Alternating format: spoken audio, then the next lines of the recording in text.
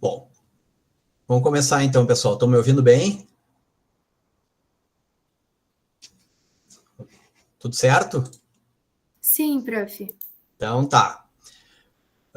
Primeiramente, excelente retomar aí a nossa disciplina, né? Tava com saudade de vocês aí, de retomar. Espero que vocês todos estejam bem. Eu acho que na semana que vem a gente se encontra presencialmente lá na UFSPA, então eu vou conseguir falar melhor com vocês. Hoje eu vou começar retomando a disciplina pelo tórax. Eu não tinha como deixar o tórax só no modo EAD. A relevância e a importância dessa aula aí me fez colocar ela hoje em AD, tá? Se sobrar, nós teremos ainda mais 7 encontros. Se sobrar, eu ainda vou tentar, em sala de aula, dar mais uma tocada em tórax para a gente não ter prejuízo aí, tá, pessoal? Hoje eu vou falar sobre as lesões elementares do tórax. Começar a falar sobre anatomia. Quem assistiu a minha outra aula lá, que eu postei sobre a radiografia, a anatomia do tórax, eu dei uma pincelada sobre o lóbulo secundário pulmonar, e vou falar também sobre os padrões de algumas doenças pulmonares, que se dividem nas doenças que aumentam a atenuação do parênquima pulmonar e aquelas que diminuem a atenuação do parênquima pulmonar. Atomo, nem precisa dizer, vocês já sabem, atomo é um método diagnóstico altamente, relevante e amplamente reconhecido como muito mais sensível que o raio-x de tórax para avaliação das doenças pulmonares. É o exame de primeira linha para investigar e hoje foi introduzido a vários protocolos de várias doenças. Hoje a tomografia é um braço clínico para investigar algumas doenças e é fundamental em algumas delas, as doenças intersticiais, as doenças obstrutivas crônicas do pulmão, o DPOC, investigação de neoplasias, de espinéias crônicas, e assim vai, pessoal. Vamos começar a falar sobre o lóbulo pulmonar secundário. A gente não tem como interpretar um exame de imagem, principalmente tomografia computadorizada, sem entender a anatomia do lóbulo pulmonar secundário. O que é o lóbulo pulmonar secundário, pessoal? O lóbulo pulmonar secundário é uma estrutura pulmonar, é a menor estrutura, vamos dizer assim, anatômica pulmonar funcional, né? Ela é uma estrutura poliédrica, que é murada, separada por septos. Ela tem vários formatos. Se a gente pegasse o pulmão e fosse possível ir fatiando ele, chegaríamos no lóbulo pulmonar secundário. Tem o lobo, os lobos, e aí chegaríamos dividindo lá no lóbulo secundário. Entender a anatomia desse lóbulo é primordial. Então, ele é uma estrutura poliédrica, geométrica, que é subdividida, murada por septos. Nesses septos vai correr as estruturas linfáticas, que é a periferia do lóbulo, mais as estruturas venosas. Os lóbulos, eles têm um tamanho de 1 a 2,5 centímetros. É possível ver eles nas tomografias de alta resolução pulmonar, desde que exista alteração anatômica pulmonar, doença pulmonar. O lóbulo secundário ele não aparece numa tomo normal, mas quando existe alguma doença infiltrativa pulmonar, a gente consegue ter essa representação anatômica dele. Cada lóbulo, ele contém uma média de 3 a 30 ácinos, e você sabe que cada ácino contém de 1.500 a 4.000 alvéolos. Então, fazem a conta, né? Pega 30 e multiplica por 4.000 alvéolos, vocês vão ter ideia do número de alvéolos que tem dentro de um lóbulo pulmonar. Lóbulo, falei lóbulo.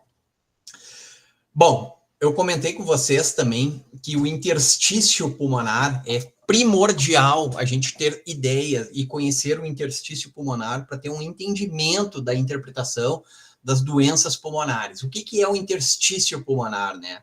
É aquele tecido conjuntivo que é subdividido. Eu vou dividir para vocês terem um entendimento um pouco melhor no interstício axial e o interstício periférico. Esses dois interstícios que eu quero que vocês guardem e entendam. O axial é aquele interstício, aquele tecido conjuntivo que vai circunferenciando, tangenciando o feixe broncovascular até a periferia do pulmão. Ele vai em volta da artéria e do bronco até o centro do lóbulo secundário. E nós temos um interstício subpleural, o interstício periférico, que é o quê? A periferia do lóbulo secundário, aonde também, que eu acabei de falar para vocês, correm as vênulas. Aqui eu tenho uma representação microscópica do lóbulo secundário, que são essas estruturas hexagonais, pentagonais, poligonais, que elas têm parece um pavimento, né, um ladrilho.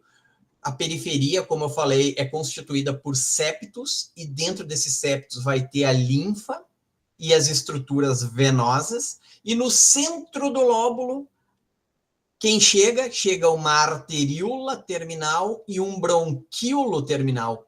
Bem no centro de cada lóbulo está chegando uma arteríola e um bronquíolo. E essa arteríola e esse bronquíolo vão se dicotomizando e vão se abrir nos ácinos. Aqui é um desenho esquemático dos 1, 2, 3, 4, 5, os ácinos pulmonares, e eu falei para vocês que dentro de cada ácino existe de 1.500 a 4.000 alvéolos. Entender essa anatomia é fundamental. Olha, eu vou trazer agora para vocês uma peça anatômica, um desenho esquemático e uma tomografia do tórax. Aqui é um corte tomográfico de pulmão, em que vocês conseguem perceber várias estruturas, claro que nem sempre, às vezes, no mesmo corte a gente consegue pegar ela completa, mas olha aqui, tá vendo as estruturas geométricas, ó, poligonais, pentagonais, periférico, um ponto no centro. O que é aquele ponto no centro?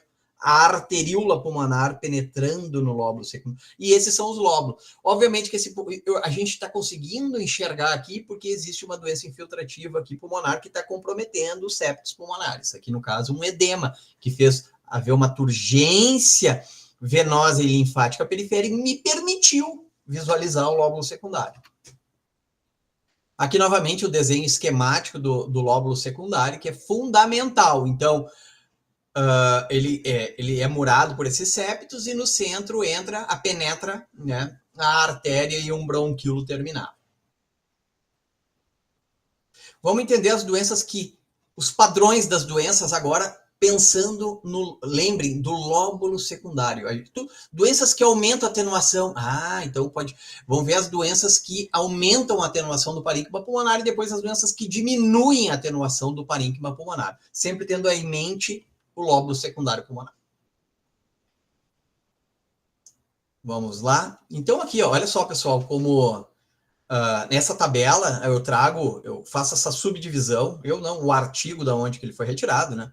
As doenças que são capazes de aumentar a densidade do pulmão. O que é isso? Na tomografia a gente vai ver opacidades que são mais brancas, né? São mais com maior resistência à passagem dos feixes de raio-x. Os nódulos, as opacidades lineares, que são os septos, opacidades reticulares, o vidro fosco e as consolidações pulmonares.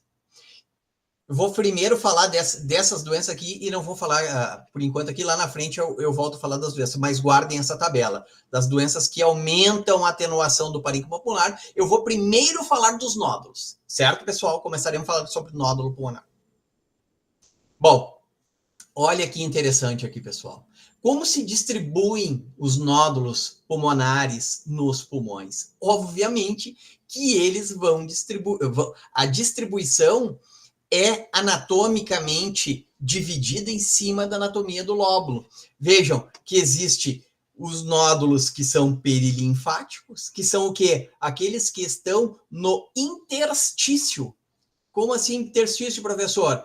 Na periferia, nos septos do lóbulo secundário. Professor, tu falou que tinha o interstício periférico e o central, o axial. Sim, existe o interstício circundando os feixes broncovascular-nervosos. Então, esse aqui são os nódulos perilinfáticos, aqueles que estão no interstício pulmonar.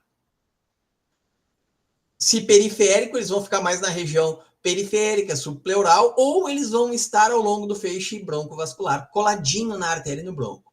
Existem os nódulos centrolobulares, que são quais? Aqueles que vão estar bem no centro do lóbulo secundário. Como será que eles foram chegar lá? 2 caminhos, eu mostrei para vocês, ou pela via aérea, pelo bronquíolo terminal, ou pela arteríola. Não tem outro caminho para chegar no centro do lóbulo se não for por lá. Então, vamos pensar nisso que a gente vai fazer um gancho para as doenças. E existe também os nódulos randômicos. Quais são eles? Os que cometem tanto o centro do lóbulo quanto a região periférica do lóbulo. Os nódulos centrolobulares ainda, pessoal, Existem vários, mas eu gostaria que vocês guardassem o padrão tipo árvore em brotamento. O que seria uma árvore? Tipo um brão. Vocês pegam, quem é do... Já acho que eu devo ter falado para vocês, quem é do interior aí conheceu bolinha de cinamomo, né? Aquelas que quando a gente vê um broto com duas bolinhas na frente, são um agrupamento de pequenos nódulos. Vou mostrar novamente aqui no... Assim, ó, eles ficam agrupados tipo um cacho de uva. Esse é a árvore em brotamento. O que é árvore em brotamento? São nódulos que estão no centro do lóbulo secundários, agrupados, ramificados, como aqui, representados aqui. Olha as doenças, pessoal. Olha o que pode fazer nódulo centrolobular no parênquima pulmonar. Os nódulos centrolobulares tipo árvore em brotamento foram classicamente descritos na doença granulomatosa crônica infecciosa, tuberculose. A partir desse padrão, inicialmente foi descrito para tuberculose, mas depois vocês viram que várias outras causas, a grande maioria delas inflamatórias e infecciosas, podem fazer esse padrão. Mas outras causas, inalação, aspiração de conteúdo patológico, tipo, o paciente aspirou conteúdo gástrico, aquele conteúdo vai lá dentro do pulmão, vai entrar na traqueia, vai para os brônquios, vai dicotomizar até aonde? O bronquíolo terminal. Onde que chega o bronquíolo terminal? No centro do lobo. E aí ele pode dar aquele padrão daqueles nódulos bem no centro, ramificados. E outras causas, até neoplasias. Mas como, professor? Sim. Esses nódulos podem viajar pela circulação pulmonar e lá na arteríola terminal, via hematogênica, e também se apresentar. Mas guardem, esses nódulos centrolobulares, como representados aqui, eu vou mostrar mais adiante, são melhores classicamente descritos em causa 90% doença inflamatória infecciosa. Olha aqui, pessoal. Aqui é uma tomografia de tórax, um corte axial, representando doença que aumenta a densidade do pulmão, nódulos. O que nós estamos vendo? Pequenos nódulos. E como é que são esses nódulos? Eles tocam a superfície da pleura aqui? Não. Existe uma interface entre esses nódulos centrolobulares e a pleura. Por que não toca? Porque quem toca a superfície da pleura é o padrão linfático, é a linfa. O nódulo centrolobular, ele vai terminar assim, a uns 5 milímetros aqui da distância. Então, isso aqui chegou via aérea. Como? Veio da onde, professor? A gente vê aqui na imagem da direita uma caverna, né? Uma cavidade de paredes espessadas com ar dentro, uma lesão escavada pulmonar, que está jogando todo esse conteúdo inflamatório infeccioso dentro da via aérea. E viajando pela via aérea, vai se distribuindo, vai aspirando para outros lóbulos. Isso aqui, o que é, pessoal? Uma cavidade de paredes espessadas, irregulares, com múltiplos pequenos nódulos centrolobulares, tipo árvore em brotamento adjacente, por microaspirar. Isso aqui é uma doença granulomatosa crônica infecciosa. Isso aqui é tuberculose pós-primária em atividade. Por que, professor, em atividade? Porque tem nódulo centrolobular, tipo árvore em brotamento. Tá lá. Para quem quiser imaginar, né?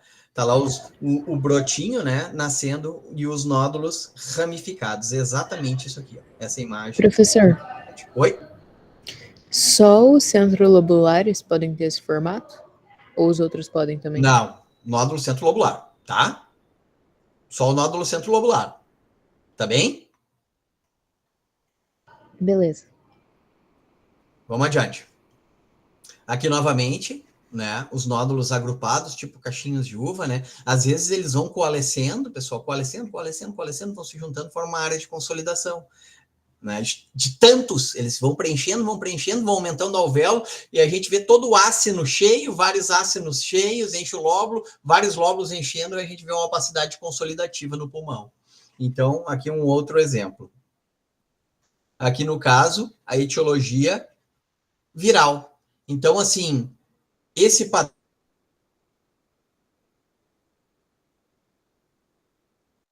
que vem na mente de vocês quando descreverem, olharem o relatório e virem esses nódulos, vocês vão ver que esses nódulos...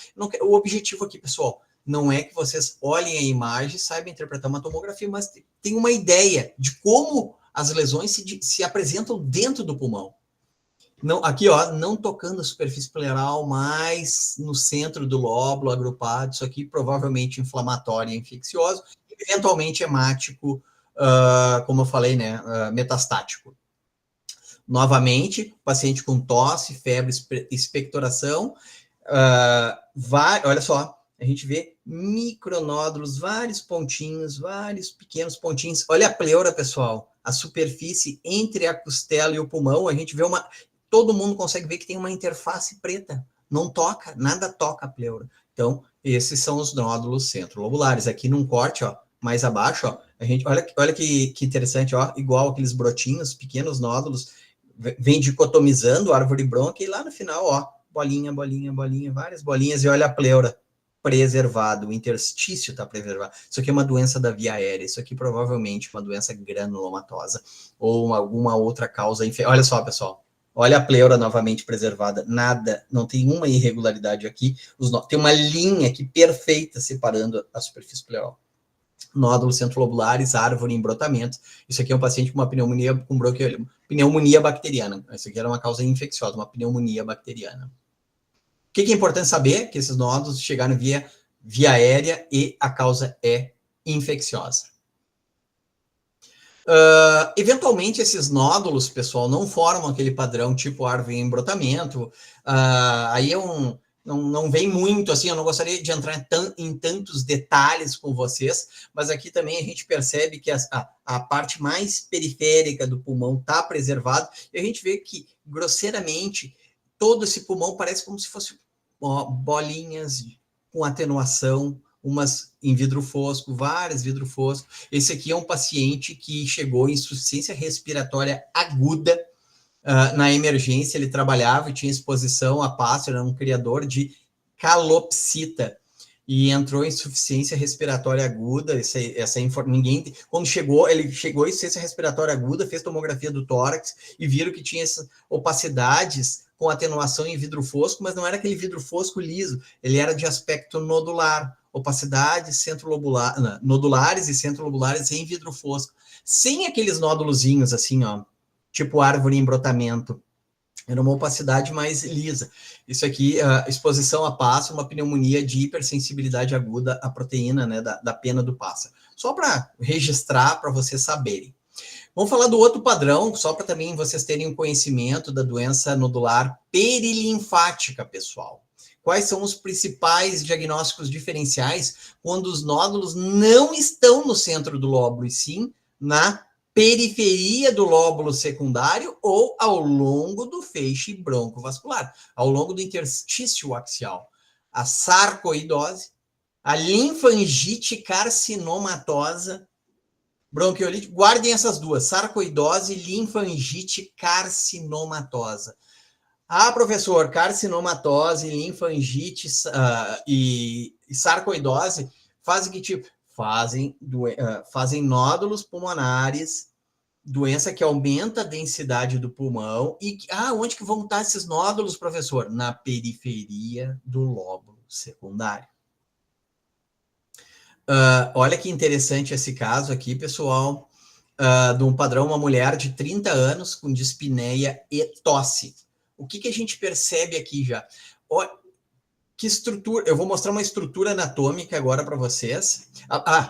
Corroborando, o paciente tinha linfonodomegalias, aqui não é a melhor janela para ver é a janela de mediastino, mas aqui eu tenho uma janela de pulmão, nódulos, linfonodos simétricos, mulher jovem, 30 anos, linfonodomegalias no mediastino simétricas, e micronódulos, vários professor, mas que difícil ver esses micronódulos. Confesso, sim, mas olha aqui é a cissura que divide o lobo superior do lobo inferior esquerdo. E a gente vê que tem vários pontinhos ao longo da cissura. Olha o feixe broncovascular todo espessado, né? Que é o feixe que está junto às paredes do brônquio, todo irregular. Só quero que você olha aqui, a cissura aqui deu para ver melhor, ó, a pleura, ó. Lobo superior esquerdo, lobo inferior esquerdo, lobo superior direito, lobo inferior direito. e vários micronódulos. Esses micronódulos aqui têm um padrão perilinfático, diagnóstico sarcoidose pulmonar. Um outro caso aqui, bem interessante agora, de um paciente com uma neoplasia, diagnóstico uma neoplasia gástrica que começou com um quadro de dispneia e de saturação, né? E fez tomo, aqui, fez a tomo. Olha, lembrem do lóbulo secundário que eu mostrei para vocês? Olha o aspecto, vocês conseguem traçar uma linha reta aqui, um lóbulo secundário, consegue traçar uma linha reta como se fosse uma régua? Não, a gente vê que está cheio de pequenos pontos, parece um colar de contas. Na superfície aqui, ó, toda irregular. Só para vocês verem que é completamente diferente esse padrão daquele padrão do nódulo. O que eu quero que vocês vejam?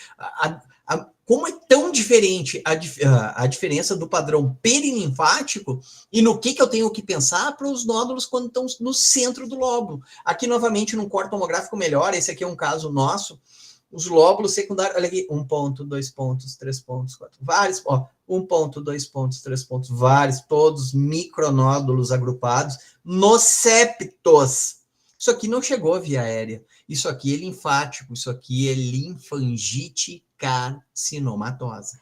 E aqui um desenho esquemático só para a gente entender o padrão de distribuição desses micronódulos no pulmão.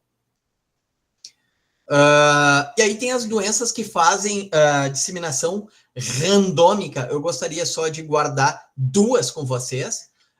Doença metastática pulmonar também pode fazer, e tuberculose miliar ou doença granulomatosa, seja tuberculose ou fúngica, disseminada, faz o padrão randômico. O que é o padrão randômico, pessoal? Vai ter doença no centro do lóbulo e vai ter doença na periferia do lóbulo. Então, relembrando, os centrolobulares, doença de via aérea, tuberculose ativa, não é a miliar, a tuberculose pós-primária em atividade, com cavidade, com coisa, pneumonia, via de regra essas. Periferia, sarcoidose, linfangite carcinomatosa. Agora eu estou falando dos randômicos. Doenças de disseminação hematogênica, né, metástase hematogênica, e as doenças miliares de milho. Vou mostrar para vocês, tuberculose e fungo. Olha aqui, pessoal. Esse caso aqui é o paciente com uma história também de neoplasia. O que percebemos? Vários nódulos pulmonares. Bah, professor, mas está difícil de ver esses nódulos. Primeira coisa, vai na periferia do pulmão. Tem nódulo periférico? 1, 2, 3, infinitos. Infinitos nódulos perilinfáticos. É só perilinfático? Centrolobulares. Então, a gente vê que tem nódulos, múltiplos nódulos de vários tamanhos, grande, pequeno, médio, perilinfáticos, centrolobulares, uma doença, nódulos randômicos.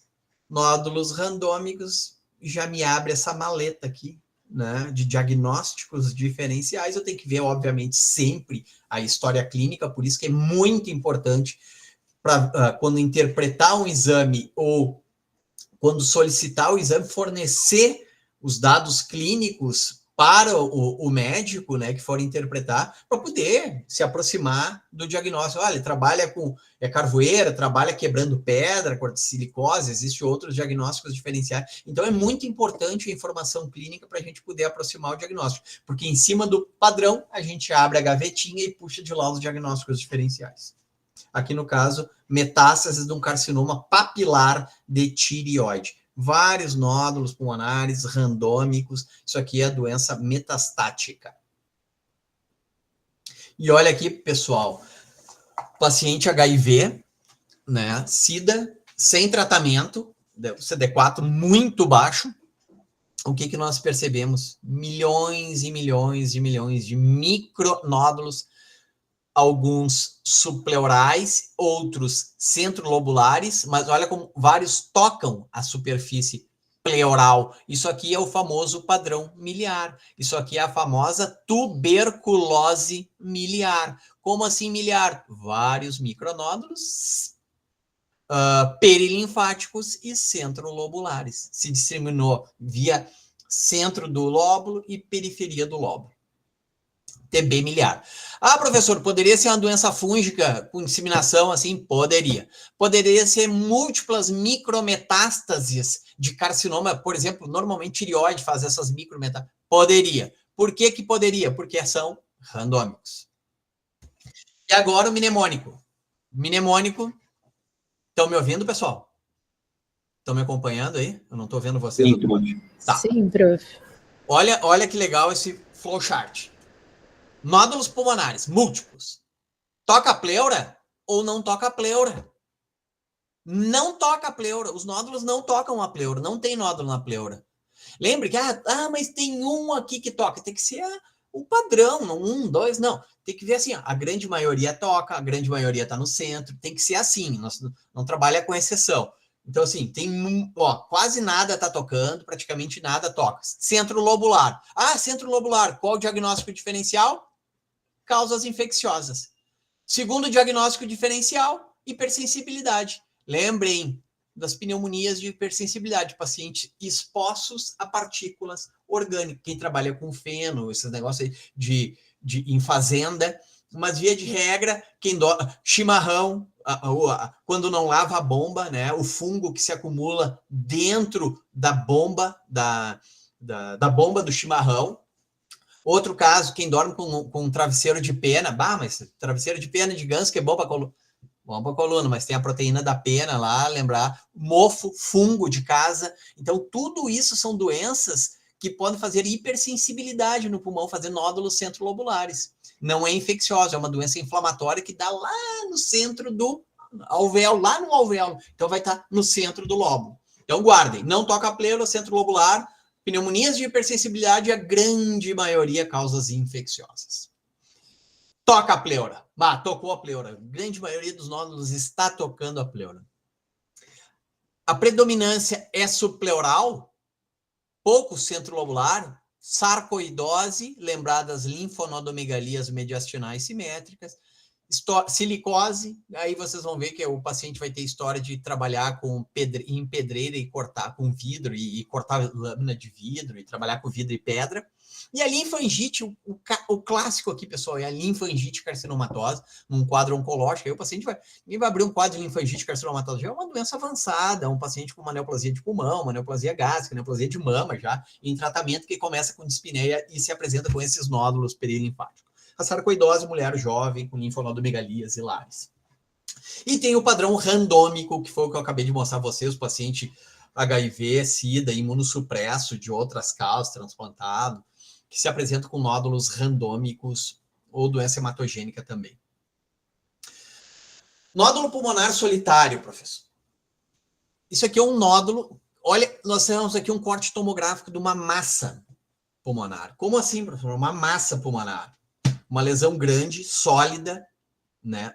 Localizada, aqui eu não consigo dar exatamente a localização, mas provavelmente no segmento 6, que é o lobo inferior, superior do lobo inferior esquerdo, com contornos espiculados. Isso aqui é um clássico adenocarcinoma de pulmão. O que eu vejo? Uma opacidade grosseiramente redonda, com limites irregulares, espiculados, com densidade muito próxima ao músculo. Isso aqui é uma neoplasia de pulmão. Então, é uma outra apresentação de nódulo. Agora estou falando como nódulo pulmonar solitário. Uma doença que aumenta a densidade do pulmão. Um câncer de pulmão, um câncer pode se apresentar como um pequeno nódulo ou como uma massa pulmonar, geralmente arredondado. Os adenocarcinomas periféricos, os epidermoides um pouco mais centrais, mas vai se apresentar como uma opacidade nodular arredondada, grosseiramente arredondada. Ela aumenta a atenuação do parênquima pulmonar, está mais denso na lesão. Novamente, um paciente tabagista com história de emagrecimento fez uma tomografia de tórax que mostrou pulmão direito, atenção, pulmão direito, pulmão esquerdo. Lembre que a cabeça do paciente está lá, as pernas estão para cá. Aqui, cuidem, aqui é o lado direito, aqui é o lado esquerdo do pulmão. Lembra que o coração está praticamente à esquerda, tracem uma linha reta aqui, entre o processo espinhoso e o externo. O coração está praticamente todo para a esquerda, aqui é o lado esquerdo do paciente. Uma massa também pulmonar, com densidade de quê? Partes moles. Olha a densidade igual da musculatura aqui, pessoal. Olha a musculatura paraespinhal, o ar preto, uma massa pulmonar paramediastinal, tá tocando quem aqui? A aorta torácica, os cálcios da ateromatose, tocando. Olha aqui, obstruindo o brônquio da pirâmide basal ou do segmento 6 aqui, tá obstruindo, olha aqui tem uma amputação. Ah, mas se obstruiu faz o quê? Faz atelectasia na volta da massa também, às vezes confunde, às vezes fica uma coisa só, mas tem uma massa obstruindo com atelectasias adjacentes. E aí fez um exame de PET-CT, que com fusão da tomo com o estudo funcional e mostrou uma massa. Confirmou que aquela massa ela tem um aumento da atividade metabólica, um aumento do consumo de glicose e tem um aumento do SUV, que está brilhando. E olha só o que também chamou a atenção, uma linfonodomegalia no mediastino, que aqui estava aqui, uma linfonodomegalia subcarinal, cadeia 7. Certo, pessoal? Então, um exemplo de lesão que aumenta a atenuação do pânico pulmonar, uma massa pulmonar.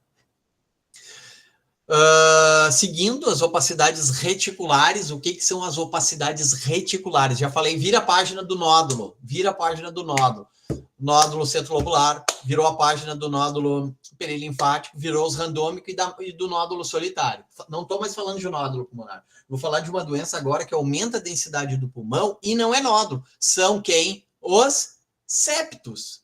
Ah, agora eu entendo o que são septos, as linhas B de Kerlin, do edema do coração. Sim, as linhas B de Kerlin, da insuficiência cardíaca, aquelas linhas lineares de 2,5, por que 2,5 centímetros? Lembra que eu falei que era o tamanho máximo dos septos lá do lóbulo secundário? É aqui, ó, é a linfa, olha só, parece uma teia de aranha, um reticulado, ó. Quem é que vê um reticulado, ó? Tudo reticulado, esse pulmão, septo, cheio de septos interlobulares espessados. Isso aqui não é para a gente ver na tomografia. Se os septos estão espessados, alguma coisa está errada. O que tem ali? Tem líquido ou célula, ou os dois. Antes eu mostrei os septos espessados com nódulos, porque a gente estava falando de nódulo. Agora eu estou falando dos septos espessados lisos, por água, edema, insuficiência cardíaca. Olha que interessante. Então, professor, a insuficiência cardíaca pode espessar septo e aumentar? Pode, deve, e é assim que acontece. Que esses septos aqui, túrgidos, né, o retorno venoso, a bomba tá com dificuldade de fração de ejeção, o débito cardíaco está diminuído, começa, principalmente quando esquerda, a insuficiência cardíaca do VE, costuma fazer isso aqui, insuficiência cardíaca de VE, insuficiência de válvula aórtica, estenose de válvula aórtica, estenose ou insuficiência da mitral, febre reumática, por exemplo, ou doença degenerativa em idoso, tá? Congestão. Outra doença de septo que não é edema, as doenças intersticiais do pulmão, pessoal. Quais são as doenças intersticiais pulmonares? A fibrose pulmonar, paciente meu objetivo aqui, pessoal, não é dar uma aula sobre fibrose pulmonar. Isso aqui é uma coisa bem específica, vai saber que assim, o pulmão, à medida que vai envelhecendo, ele vai, como tudo, vai também espessando o septo, vai fibrosando. Existem várias doenças que fibrosam o pulmão. Existem causas idiopáticas, né? Fibrose pulmonar idiopática, e existem causas secundárias. Secundária é o quê, professor? Droga, por exemplo, amiodarona. Outra causa, colagenoses clássicas, as clássicas colagenoses, lúpus, principalmente febre reumática,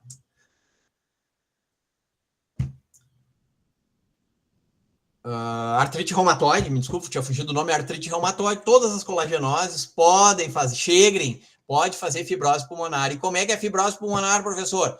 É uma doença basicamente de septos, que começa a espessar septos, começa a formar septos, e esses septos vão espessando, formando cistos, às vezes, que é o chamado faveolamento, que parece favos de mel, olha aqui uma reconstrução tridimensional, né? Então, são os septos lá do lóbulo secundário ficam extremamente espessados na fibrose pulmonar. Então, duas doenças que podem espessar os septos. Edema, fibrose pulmonar. São aquelas opacidades reticulares, rendilhadas do lóbulo secundário. lembra muito aqui, no caso da fibrose pulmonar, favo de mel, certo? Igual um favo de mel, os septos espessados e vai encarcerando os cistos. Ó, fica com esse aspecto, certo? Vidro fosco, pessoal. O que por definição é vidro fosco? Aqui nós estamos trazendo mais para a nossa realidade. Acabamos de passar pela pandemia do Covid-19, onde o mais falou sobre esse padrão de alteração da tomografia, que é o vidro fosco. São opacidades que aumentam a atenuação do parênquima pulmonar, mas elas permitem, por detrás do vidro fosco, a gente vê ainda o feixe broncovascular. Eu consigo ver ainda a artéria e veias pulmonares pela opacidade de vidro fosco, ao contrário da consolidação. Por exemplo, aqui, num corte tomográfico, aqui, ó, a pleura, lobo superior direito, a saída do brônquio do lobo superior direito, aqui a saída do brônquio do lobo brônquio lobar esquerdo, a pleura, e a gente vê essas opacidades, ó, que aumentam a atenuação igual densidade do parênquima pulmonar. Compare com o ar aqui e aqui. Aqui o espaço aéreo foi preenchido, mas não suficientemente preenchido para apagar as estruturas do background da lesão. A gente consegue ver lá atrás o que é o brônquio, a artéria. Isso aqui é, por definição, vidro fosco. Então, o que é o vidro fosco? É o preenchimento parcial dos alvéolos, né? Ou, eventualmente, até do interstício pulmonar. Mas o que interessa para você é saber que o vidro fosco é uma opacidade pulmonar ou alvéolo, via de regra do alvéolo, mas, eventualmente, da parte intersticial do pulmão, que aumenta a densidade do pulmão, permitindo a visualização das estruturas do background, tá? Que estão atrás da lesão. Olha o diagnóstico, claro que eu não...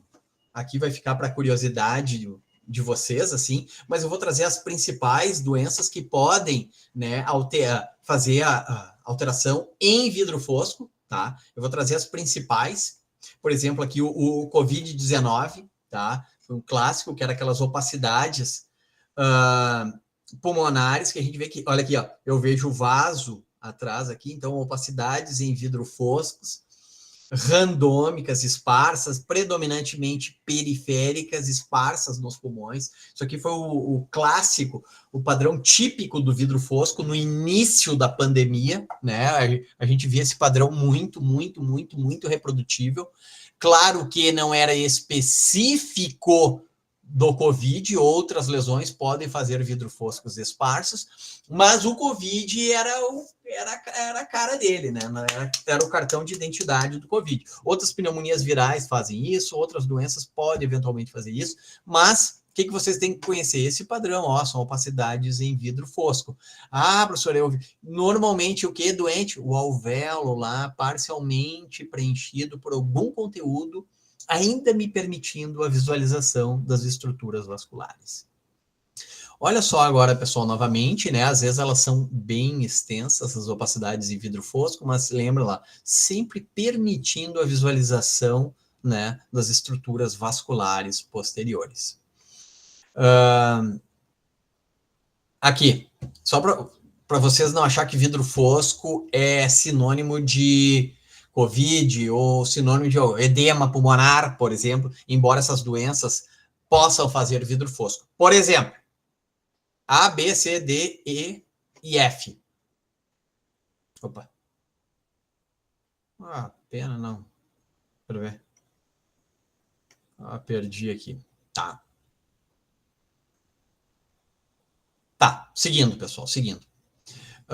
Aqui, novamente, né, um outro exemplo de opacidades com vidro fosco, um paciente com história de lúpus e hemoptise. Olha só, lúpus e hemoptise. Abriu um quadro com vidro fosco, né?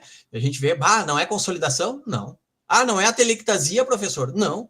Diminui o volume pulmonar? Se não diminui o volume pulmonar, não é atelectasia. Mas, professor, como é que eu vou saber se diminui o volume pulmonar? Olha que está aqui distante, os brônquios estão tudo afastadinhos, não? Só foi pintado aqui, não foi comprimido, os feixes estão tudo próximo, as fissuras não estão deslocadas, o mediastino está centrado. Então, são opacidades que aumentaram a atenuação do parênquima pulmonar dentro de uma doença do colágeno. E o que as doenças do colágeno podem fazer? Eu falei para vocês, podem fazer quadros de fibrose pulmonar? Podem. Doença não tratada, doença do colágeno, principalmente artrite reumatoide, pode fazer muita fibrose pulmonar ao longo do tempo. Também os remédios, os fármacos, metrexate, também existem, podem fazer doenças intersticiais do pulmão, mas aqui o lúpus cursou com quem? Com hemoptise. Se aqui é hemoptise, o que eu tô, por qual material que está preenchendo meus alvéolos aqui? Sangue. E por que o paciente com lúpus sangrou no pulmão? Esse paciente faz alveolite, faz vasculite.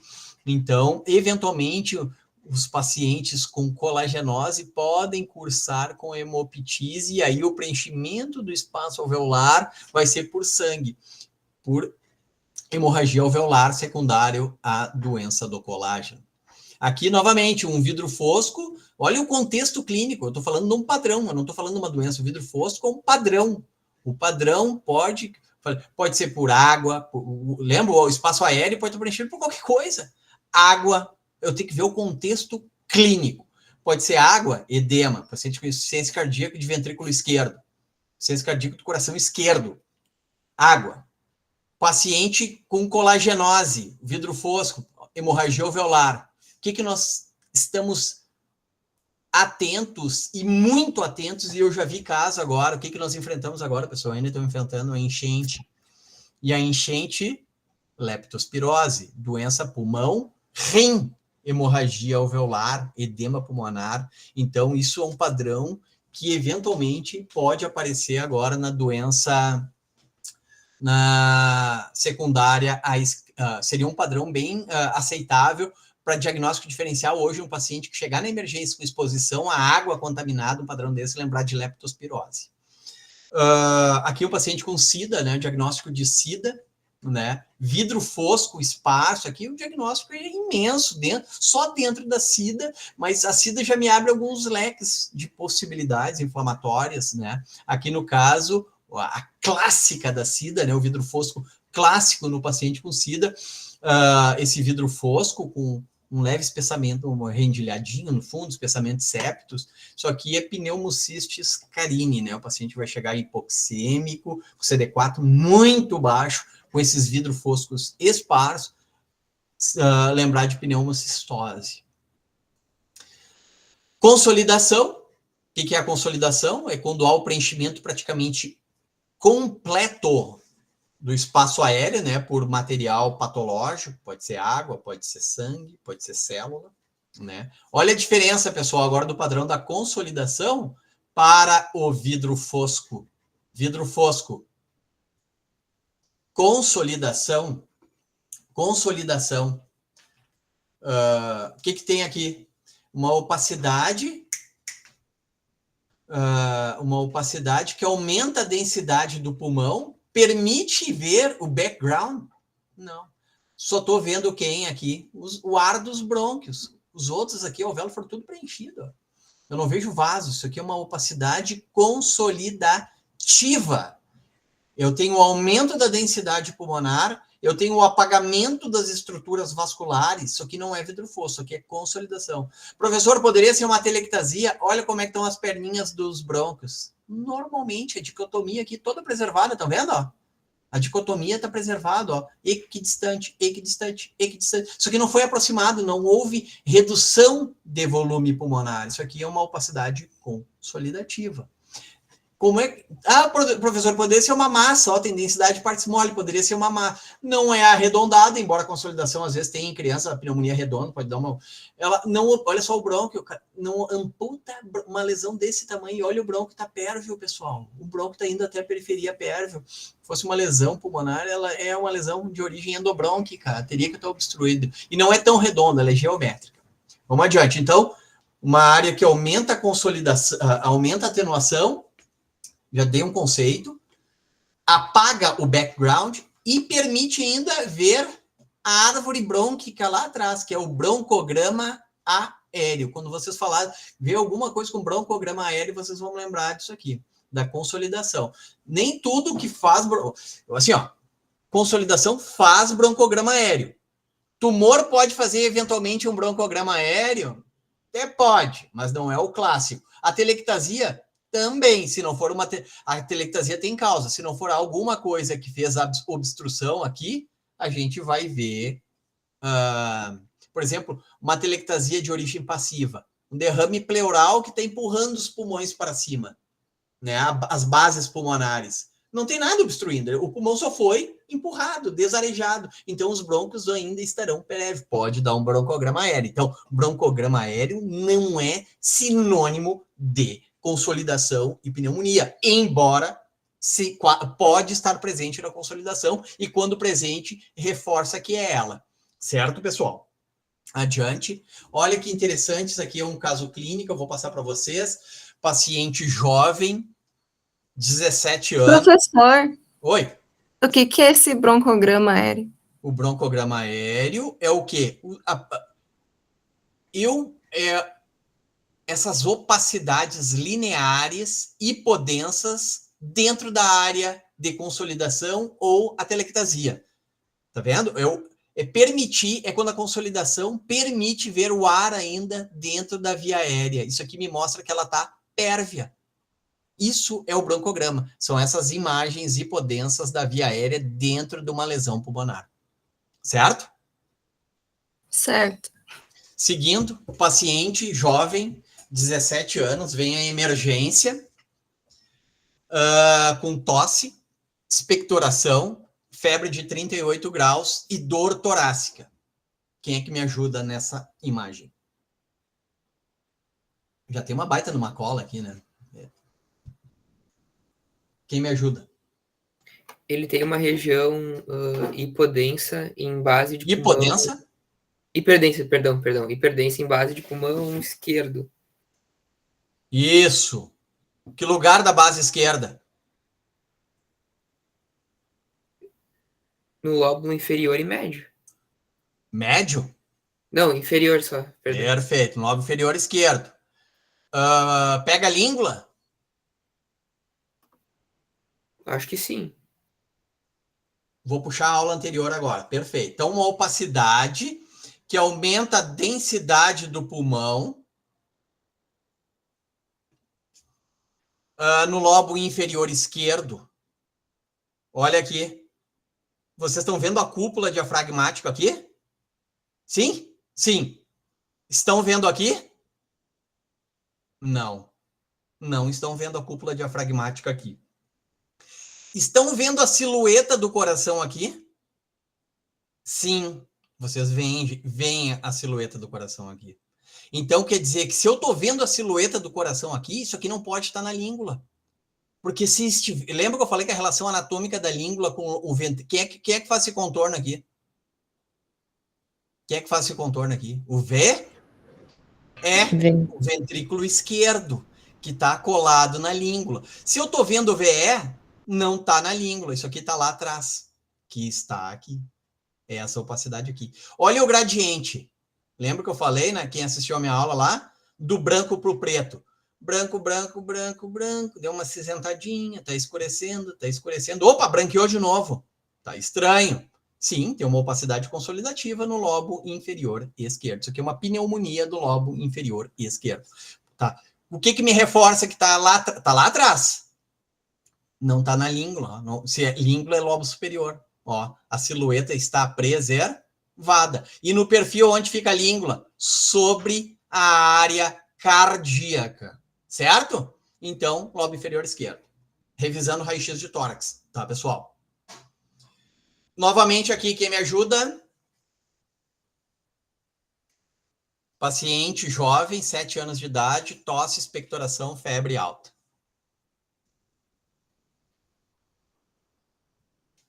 Quem vem? Vou lá, vou ajudar vocês, tá? Tórax é comparação, tá, pessoal? O mediastino está centrado. Olha aqui, revisando. Linha paratraqueal esquerda, para quem lê o meu artigo lá. Botão aórtico. Botão do tronco da artéria pulmonar. Como a criança não é tão grande, fica quase uma linha reta. Arco aórtico, tronco da artéria pulmonar, ventrículo esquerdo. Opa, também tem um borrão aqui nesse ventrículo. Esse contorno aqui não tá legal. Pro outro lado. átrio direito, veia cava superior, a linha paratraqueal direita aqui. Eu tenho uma opacidade que me indefine parte aqui da língula e também tem alguma coisa aqui. Ó, olha a densidade do pulmão aqui e olha aqui. Venha para o perfil branco, preteou. Opa! Bem mais sutil, mas é uma opacidade consolidativa, comprometendo parte do lobo inferior esquerdo. Essa área aqui está aqui, e parte do... Ficou ruim de ver no perfil aqui, pessoal, mas pela sem definição aqui, ó, parcial da silhueta, eu acho deve ter alguma coisa no lobo médio, mas aqui, na língula, perdão. Mas aqui, basicamente, tá onde? No mesmo lobo inferior esquerdo, porque acabou o degradê aqui, tá lá atrás, a opacidade predominantemente no lobo inferior esquerdo. E aqui, novamente, a consolidação, só para a gente ver no ponto de vista tomográfico. Olha o broncograma aéreo, para que a colega me perguntou antes, uma área que aumenta a densidade do pulmão com interface. Pessoal, estão me ouvindo, né? Se cair a aula, vocês me avisem, tá? Estão me ouvindo? Estão ouvindo? Sim, prof. Isso, alguém me manda uma mensagem aqui daí no celular, tá bem? Eu não sei até quando vai o Google Meet aqui. Vamos lá. Se cair, o que a gente vai combinar? Eu vou terminar essa aula na próxima aula, tá bem? Combinado? Combinado. Vai ser presencial daí, com a tira dúvida. Se cair a gravação, tira dúvida na próxima aula, das que aumentam a consolidação, mais o final dela. Seguindo, então, olha aqui que legal esse desenho esquemático, pessoal. Do vidro fosco, o lóbulo secundário, olha que bonitinho o lóbulo secundário. O vidro fosco preenchendo esses dois lóbulos secundários, permitindo ver, né, a estrutura e a consolidação lá, preenchendo completamente.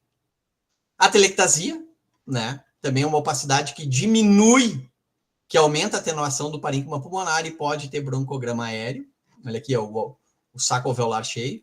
A gente vê aqui uma opacidade, né? O que faz primeiro as atelectasias? A telectasia diminui o volume pulmonar, pessoal, diminui, vai estar menor, vai estar puxado o mediastino para aquele lado, ou o diafragma vai estar para cima. Olha a altura do diafragma aqui, pessoal. Olha aqui, quem é que consegue ver comigo uma linha aqui, ó. O que é isso aqui? Isso aqui é a pleura. É o lobo médio esvaziado, tem, ó, preto, e tem uma opacidade. E olha como ela é geométrica, tem uma linha aqui de pleura, que é a cissura horizontal, e uma opacidade aqui que está me definindo o átrio direito. Se está com átrio direito, é lobo médio. Está lá, minha telectasia do lobo médio. Uma opacidade aqui, que aumentou a densidade do pulmão, estou falando que aumenta a densidade do pulmão, indefinindo o contorno se indefine o contorno do coração, tem que estar ou no lobo médio, pessoal, ou na língula, seu outro lado. Indefinir o contorno, alguma coisa no lobo médio. É linear, olha aqui, ó, é bem geométrica a telectasia.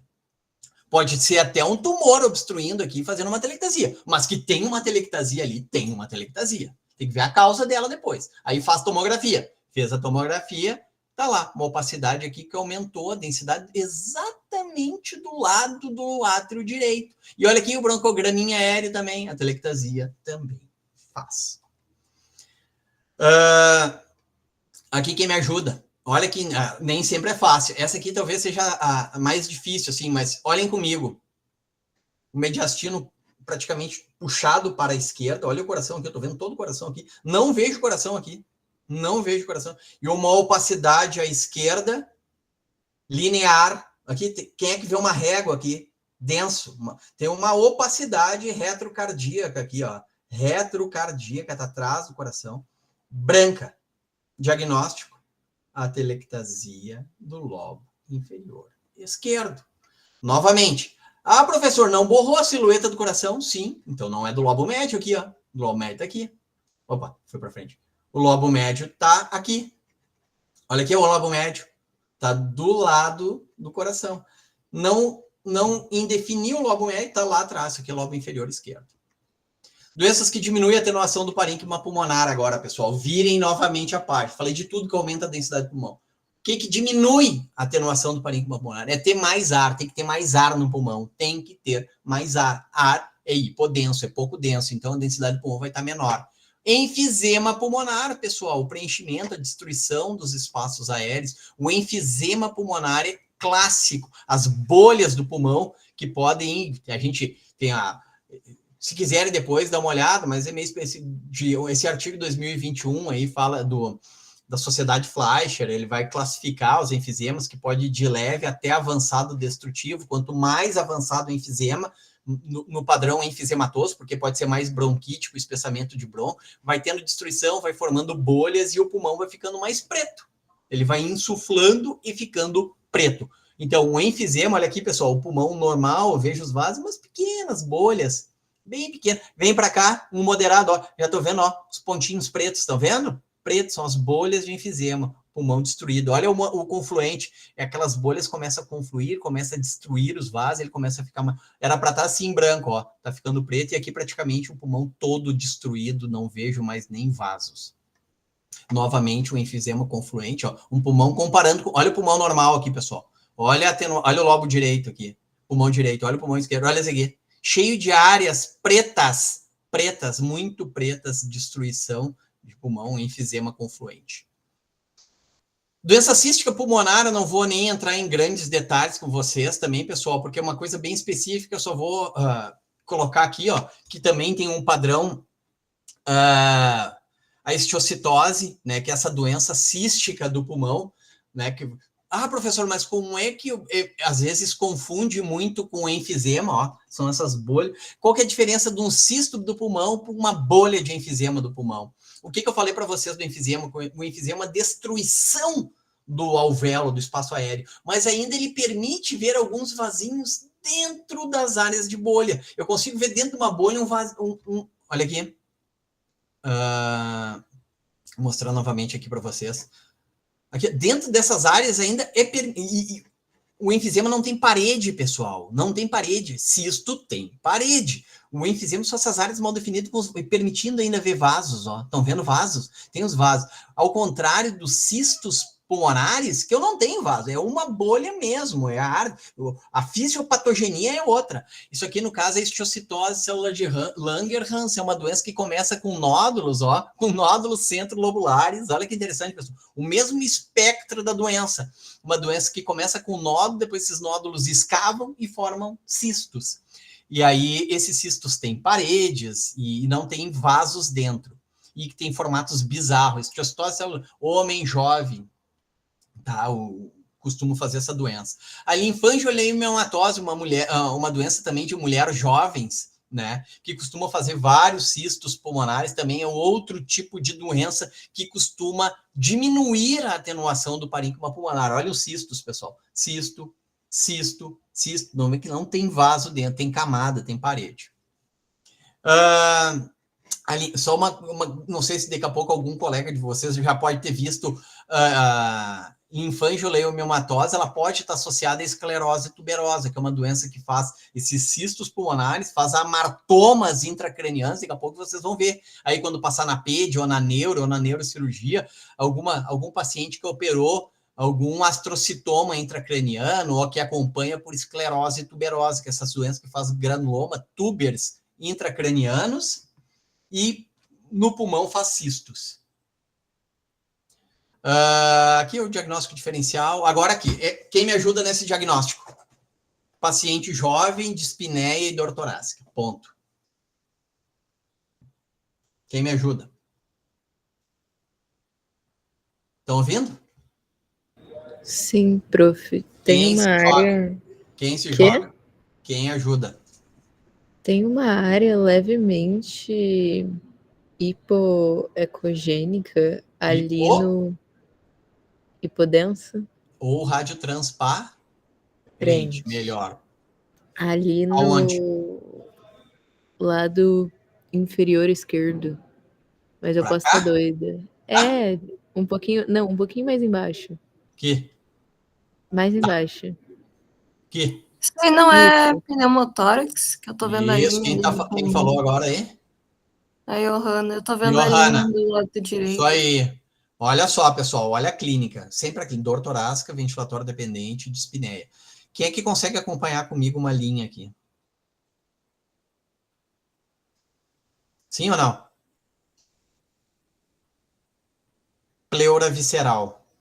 olha as estruturas vasculares do pulmão, elas têm que chegar até onde? A parede torácica. Vem aqui comigo. Termina aqui, termina aqui, termina aqui, termina aqui, termina aqui, termina ali, termina aqui. Um pneumotórax, pessoal, um pneumotórax à direita. Olha que aqui, ó, tem uma redução da transparência pulmonar aqui. Olha o sulco profundo. O que é o sulco profundo? Está bem profundo, está bem marcado esse recesso. Quando tem ar na cavidade pleural, um dos sinais de pneumotórax que a gente tem que comparar é esse sulquinho aqui, ó, que é o recesso costofrênico. No lado que tem pneumotórax, ele vai ser profundo, bem profundo. Então, aqui, ó, tem uma linha aqui. Isso aqui é um pneumotórax à direita. O mediastino está centrado? Está centrado. Ainda ele não é um pneumotórax hipertensivo, não tem desvio das estruturas, mas, obviamente, nós temos que ver a clínica, como é que ele está, se ele tem turgência jugular, ele poderia ter turgência jugular, esse paciente, por compressão aqui da cava. Certo, pessoal? Então, tá vendo aqui, ó, uma lesão, uma doença que diminuiu, aumentou, ficou só ar ali, encheu o ar, acabou o sangue, acabou o parênquima pulmonar aqui, então, aumentou a transparência do pulmão. Pneumotórax à direita. Tá lá, ó. Para quem não conseguiu enxergar, tá aqui, ó. Puxando para cá, tá aqui a linha. Ó, os vasos terminando tudo aqui, a pleura ali. E aqui, pessoal, dor torácica de espineia. Quem me ajuda?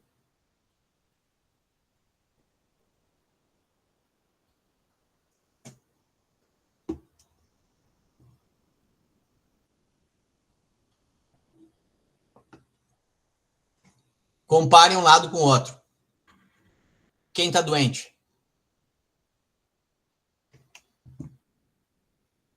O lado Estão me ouvindo, direito. pessoal?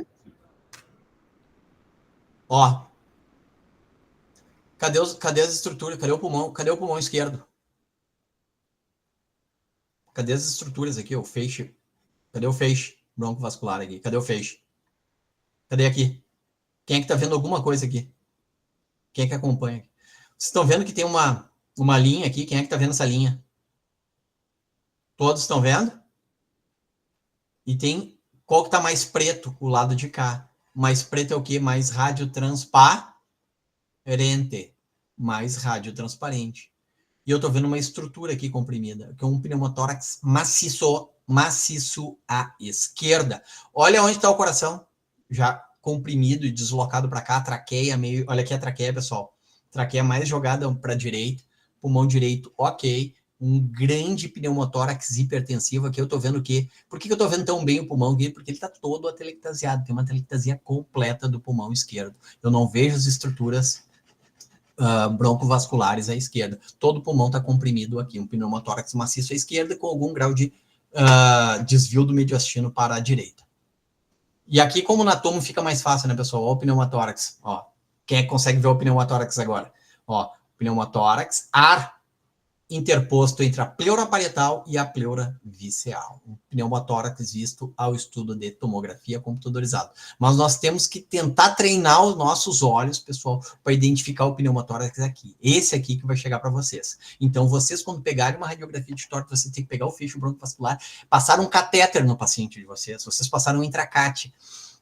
Sou cirurgião não interessa. Um paciente de vocês passou um catéter central. Tem que estar atento ao lado que passou o catéter, se não tem pneumotórax. Então, vocês vão pegar esses vasos aqui, como aqui, ó. Pega um vaso e vai. Até chegar, professor, mas não estou vendo bem ali. Tá, mas também não vê nenhuma linha, ó. Eu consigo ver praticamente ele tocar a pleura parietal. A pleura visceral praticamente tocar a parietal. E aqui não, olha aqui, aqui não tem ar, ó, tem ar. Tudo termina nesta linha. Bronquiectasias, né? O que é a definição de bronquiectasia? É uma dilatação irreversível da área da árvore, da via aérea, né? É uma dilatação. Se dilata o brônquio, tem ar. Se tem ar, diminui a transparência pulmonar. Então, aqui, a relação entre a artéria e o brônquio é praticamente assim, guardem, o lúmen do brônquio tem que ser igual ou menor do que a traqueia, ou semelhante, né? A artéria, olha aqui, não parece um anel com uma pérola aí? Olha ali, o pontinho é a artéria, o lúmen aqui é o brônquio, então é igual um anel de pérolas, fica isso aqui é uma bronquiectasia. Como é que eu vejo, professor, uma bronquiectasia? Eu procuro o brônquio, aumentado de tamanho em relação à artéria. As bronquiectasias, à medida que elas passam, elas vão complicando, elas começam como cilíndricas, depois elas ficam mais aspecto de varizes, né? As cilíndricas é um canudinho, famoso canudinho de refrigerante aí. Ele segue num, ó, pode ver, não tem uma dicotomia, ele segue num paralelismo, ó, o bronco aqui, ó, ar, né? Ar, pessoal, o bronco tem ar. Por isso que não é um vaso, é um bronco que tem ar, é preto, é hipodenso. E sem se dividir, paralelo, vai embora. Depois varicoso fica tipo um aspecto de variz, até chegar no último grau de bronquiectasias, que são císticas. Ah, professor, não parece um cisto? Parece um cisto, mas a bronquiectasia, ela vai comunicar com quem? Com a via aérea. Isso aqui se comunica, ó. Isso aqui, olha aqui, ó, vem para cá, e vai para lá, e vem para cá. Aqui o corte não representa, mas a bronquiectasia, ela tem que comunicar com a via aérea. Isso ajuda a diferenciar de um cisto. E não posso nunca confundir isso aqui com o enfisema, pessoal, porque o enfisema, lembra que eu falei, tem uns vasinhos dentro, é diferente. Isso aqui é né, tem paredes espessadas, paredes do brônquio, no caso aqui o brônquio, né, que faz a parede. Opa, spoiler. Aqui novamente, né, um corte axial e um corte coronal, as bronquiectasias, olha os brônquios, olha o paralelismo aqui, pessoal, tá vendo os brônquios bem dilatados, com paredes espessadas. Né? Bronquiectasias, doenças que aí vai, síndrome de Cartagena, fibrose cística, às vezes as bronquiectasias podem estar associadas à doença intersticial, tem milhões de causas, geralmente causas pós-infecciosas pulmonares, às vezes na infância, no adulto cursa com bronquiectasias. Os pacientes vão apresentar com tosse, dispneia, expectoração, infecções de repetição pulmonar, às vezes tem que ir para lobectomia, segmentectomia, para fazer uma higiene pulmonar. Certo, pessoal? Por hoje era isso, tá? É o que eu tinha para passar para vocês. O nosso próximo encontro vai ser... Deixa eu só fazer uma coisa aqui. Estão me ouvindo? Sim, prof. Eu queria parar a gravação. Olha aqui. Bom, é isso aí, pessoal. Dúvidas a gente tira na próxima aula, tá? Para não estender também muito vocês aí. Agradeço, né? Debutei na aula online aí, espero que tenham aproveitado. A aula vai ficar disponível, vou colocar ela assim que encerrar aqui para a gente ali, vai ter a gravação para vocês, tá? Uma boa tarde aí para vocês, pessoal. Nos vemos presencialmente na aula que vem. Dúvidas da aula de hoje, retomada um pouco do tórax e nós vamos começar neuro, tá? Professor, posso tirar uma dúvida com o senhor? Eu vi que o senhor postou o cronograma da disciplina. Isso. No Moodle. Uhum. Aí, dia 4, ficaram as apresentações. O senhor vai postar quando daí os assuntos para a gente se já Na aula que vem, presencialmente, tá? Tá bem. Na aula que vem, daí eu quero trocar uma ideia com vocês. Nós vamos bater no que é mais importante de tórax aí, tá, pessoal? Beleza, obrigado. Certo? Um grande abraço aí para vocês aí, tá? Obrigada, prof. Boa tarde. Foi excelente aí, foi nota 10. Obrigado. Guarde, já pegam as dúvidas de vocês e semana que vem a gente tira, tá? Tudo de bom. Vou bater mais em raio-x semana que vem de novo. Um abraço. Certinho. Tchau, tchau. Tchau.